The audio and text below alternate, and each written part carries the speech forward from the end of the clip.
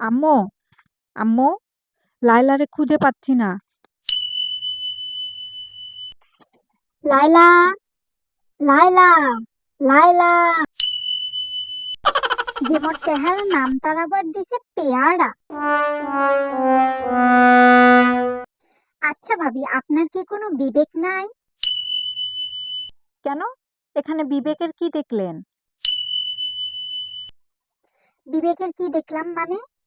আপনার এই 50 বছর বয়সী মুরগিকে একটু বেঁধে রাখতে পারেন না?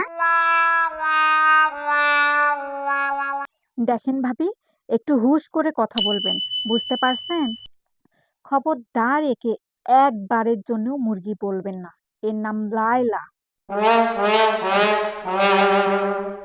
হুম, লায়লা 50 বছরের বুড়ি হয়ে বাচ্চাদের পিছনে ঘুরে কেন? আর আপনার মোরগ এত ডাকে কেন? শুনেন, মোরগ বলবেন না, এর নাম প্রিন্স মামুন। মনে রাখবেন।